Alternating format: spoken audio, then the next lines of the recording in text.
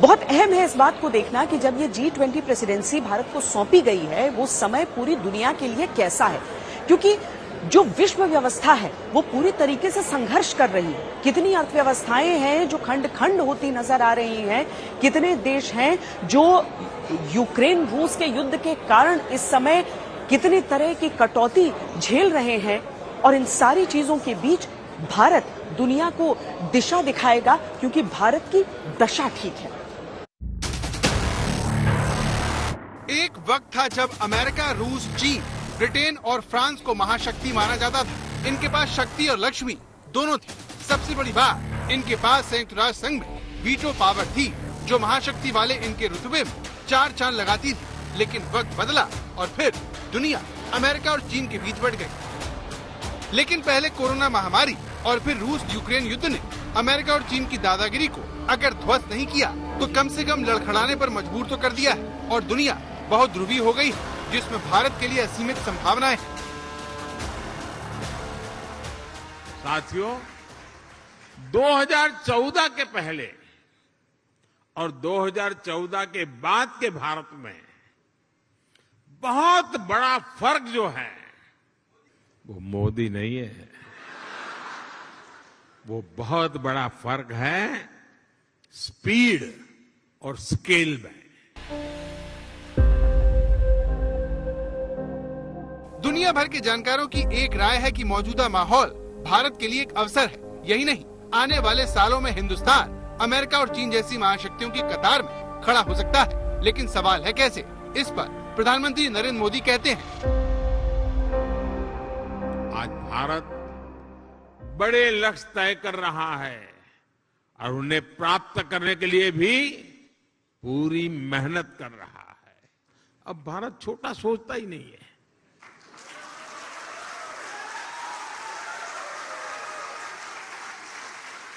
Statue बनाएगा तो दुनिया में सबसे बड़ा, स्टेडियम बनाएगा तो दुनिया में सबसे बड़ा। भारत से पहले चीन, मैक्सिको और अर्जेंटीना G20 की अध्यक्षता कर चुके हैं। वहीं ब्राजील को यह सम्मान साल 2024 में मिलेगा। इन देशों में एक बात समान है कि ये सभी विकासशील देश हैं, जिसमें इस वक्त भारत के पास एक ऐसी निर्णायक एडवांटेज हासिल है जो G20 के किसी भी देश को हासिल नहीं है। इसमें पहले नंबर पर आर्थिक रफ्तार। भारत दुनिया की फास्टेस्ट ग्रोइंग लार्ज इकोनॉमी है। आज भारत डिजिटल लेन देन में दुनिया में नंबर 1 है। आज भारत ग्लोबल फिनटेक के मामले में दुनिया में नंबर 1 है। G20 देशों के छोटे देशों को छोड़िए, टॉप 5 बड़ी अर्थव्यवस्था वाले देशों में भी भारत GDP ग्रोथ के मामले में नंबर 1 है। इस साल अमेरिका की आर्थिक विकास दर 1.6% है, तो चीन की 3.2, जापान की 1.7 और जर्मनी की 1.5। वहीं भारत इन सभी देशों से कहीं अधिक रफ्तार से विकास कर रहा है। और इसलिए मैं कहता हूं कि भारत बदला है। साथियों, आज का भारत अपनी विरासत पर गर्व करते हुए, अपनी विरासत को समृद्ध करते हुए, जड़ों से जुड़े रह करके आसमान छूने के लक्ष्य के साथ विकसित भारत बनाने के लक्ष्य को लेकर के अब निकल पड़ा। यही वजह है कि जानकार भारत की G20 की अध्यक्षता के समय को बहुत अहम मान रहे हैं, क्योंकि इस वक्त दुनिया अमेरिका और चीन के खेमों से बाहर आती दिख रही है, जिसमें भारत एक बहुत अहम खिलाड़ी बनकर उभरा है। अमेरिका हो या फिर चीन, दोनों ही महाशक्तियों की कमजोरियों ने उनकी ताकत पर लगाम लगाई है।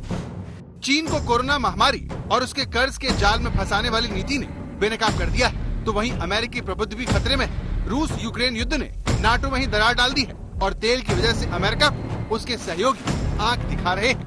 सबसे ताज़ा उदाहरण सऊदी अरब का है, जिसने न सिर्फ बाइडेन की चेतावनी को दरकिनार किया, बल्कि सऊदी क्राउन के प्रिंस मोहम्मद बिन सलमान के भाई सऊद अल शालन ने अमेरिका को धमकी तक दे डाली। जो भी किंगडम के अस्तित्व को चुनौती दे रहे हैं उन्हें बताना चाहते हैं कि हम जिहाद और शहादत के लिए बने हैं।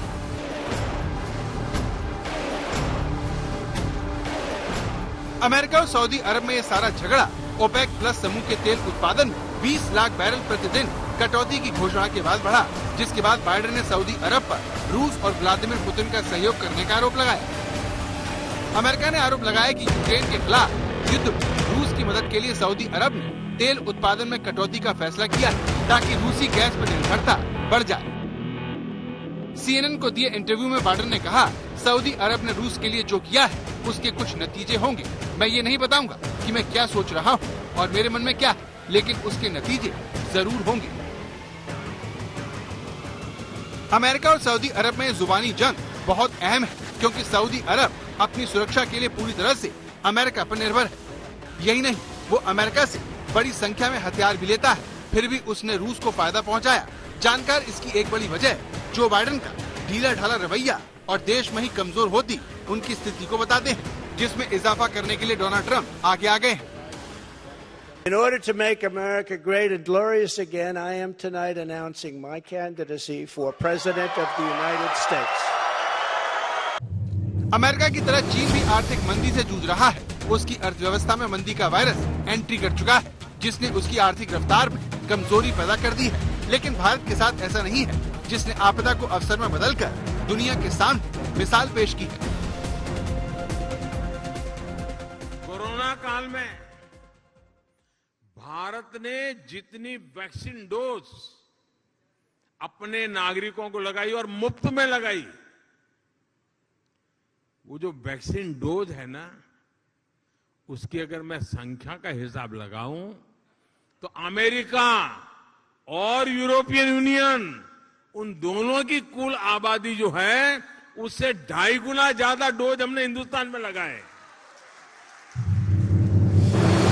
G20 दुनिया का इकलौता सबसे प्रभावी संगठन है, जिसका असर और दबाव बाकी दूसरे संगठनों के मुकाबले बहुत ज्यादा है, जिससे अब विकास और शांति के रास्ते पर जाने के लिए भारत के मंत्र से आस है। इंडोनेशिया के बाली से श्वेता सिंह के साथ आज तक ब्यूरो।